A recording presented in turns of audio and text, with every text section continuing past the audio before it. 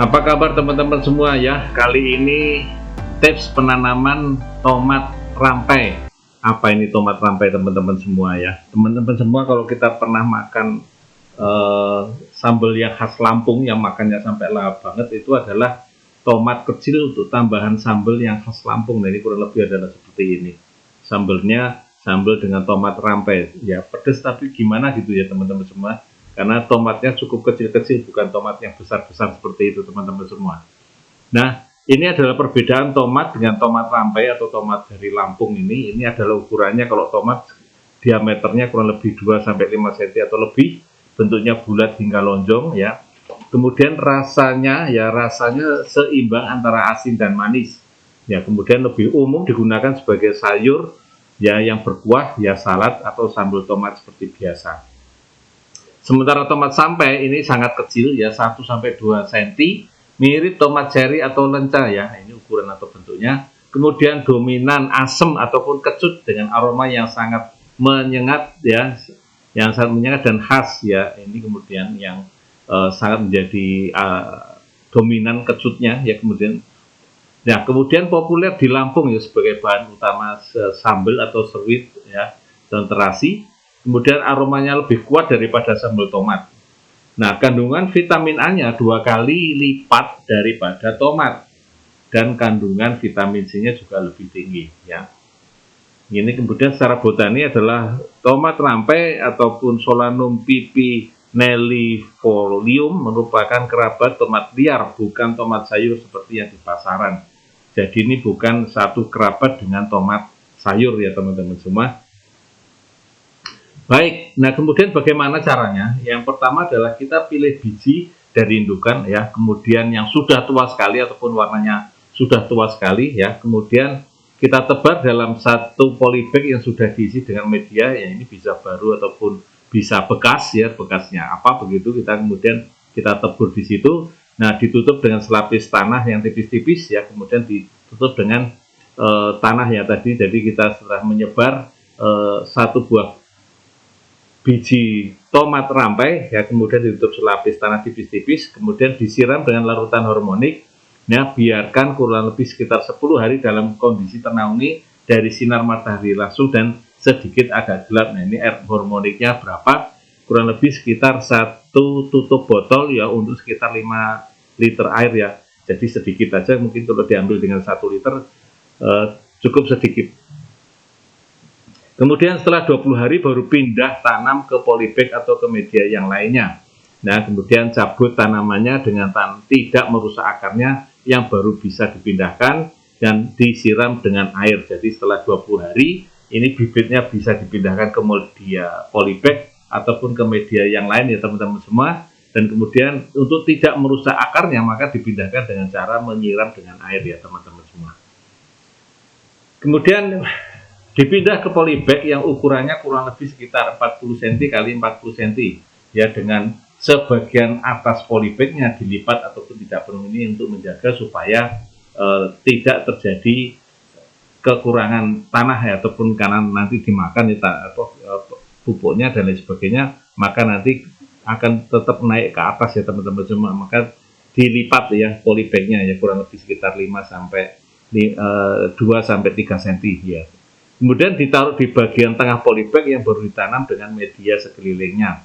Nah, ini paling bagus pindahnya waktu sore hari ya, jadi sore hari, jangan sampai sekitar pagi gitu, itu kurang bagus karena nanti ada siang hari terlalu panas ya teman-teman semua. Jadi kalau kita pindahnya siang hari masih dapat ketahan dengan malam hari, jadi masih agak malam ya teman-teman semua, ataupun agak dingin.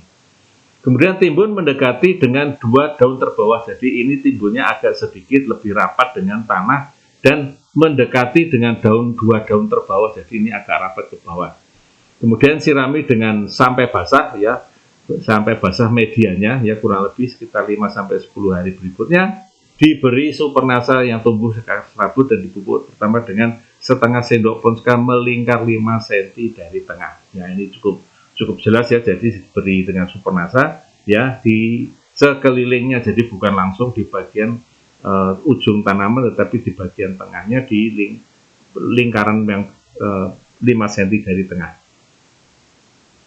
Kemudian ditambah dengan media tanam sedikit-sedikit setelah mupuk ke atas untuk menutup akar serabut yang tumbuh ke atas.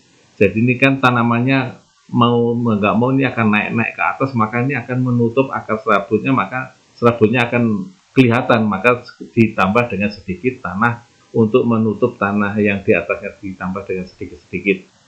Kemudian disemprotkan dengan peosenasa dan hormonik, ya ini untuk sekitar 15, 30 dan 45 hari setelah tanam, ya ini, dan selanjutnya nanti mengikuti setiap 2 minggu sekali ya teman-teman semua, ya ini disemprotkan seperti itu.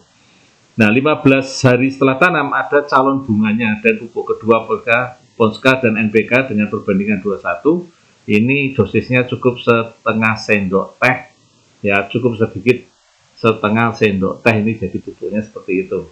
Kemudian ditambah lagi media tanamnya untuk menutupi akar serabut yang ditumbuh lagi ke bagian atas, ya jadi ini mulai akar serabutnya mulai naik ya teman-teman semua, maka ditutup lagi dengan tanah yang kita timbun lagi teman-teman semua. Nah, 25 hari setelah tanam tumbuh tunas di bagian ketiak dan itu dibuang ya. Tunas air yang tumbuh di ketiak daun itu dibuang dan dipupuk lagi kurang lebih sekitar 1 sendok NPK dan 1 sendok NPK booster dalam 1 liter air ya. Dosisnya sekitar 1 gelas aqua dan itu dikocorkan ya teman-teman semua. Jadi seperti itu. Kemudian 1 bulan 10 hari setelah tanam dikocor dengan setiap 7 hari sekali, dan pada 1 bulan 25 hari setelah tanam akan muncul buahnya. 2 bulan hari setelah tanam buahnya mulai merah ya, beda dengan yang tidak diambil tunas air, dan yang diambil tunas air adalah tanamannya yang diambil tunas airnya nanti akan meninggi, sementara tanaman yang tidak diambil maka nanti tanamannya akan tidak terlalu tinggi. Dan buah mengumpul di bawah, sementara yang dipangkas buah mengumpul di atas ya teman-teman semua. Jadi ini agak perbedaan. Dan kemudian ada penyemprotan ya. Penyemprotan itu adalah untuk menjaga. Yang pertama adalah insektisida Abasel 15 EC dan fungisida Antrakol 70 WP ya. Ini 2 kali semprot ya, Abasel 2 kali semprot, fungisida Antrakol 2 kali semprot, dan selang-seling dengan Bevera dan Biotri ya. Ini cukup penting karena untuk supaya pas penyemprotan yang pertama Bevera ini yang ini cukup untuk mematikan yang dewasa, sementara nanti yang kecil-kecil kita berikutnya dengan Abasel ya. Terus terang ini cukup membantu untuk supaya yang terkena penyakit-penyakit ataupun hama ya, ini kita akan lebih cenderung yang sudah terlalu banyak ya, ini kita bisa disemprotkan dengan selang-seling seperti ini teman-teman semua. Jadi ini membantu ya supaya hama dan supaya jamurnya itu tidak ada sama sekali ya teman-teman semua. Jadi kita tidak tergantung dengan Abasel ataupun tergantung dengan Antrakol ya. Ini dengan diselang-seling dengan Bevera serta diselang-seling dengan Biotri. Ya itu tadi ya teman-teman semua, alangkah enaknya kita bisa memakan dengan tomat rampai yang dari Lampung ya. Mudah-mudahan ini bisa bermanfaat teman-teman semua ya, mudah-mudahan ini bisa paham teman-teman semua, dan ini bisa untuk dibagikan kepada teman-teman yang lainnya. Terima kasih sekali lagi, semoga ini bermanfaat. Tetap semangat dan semangat pagi.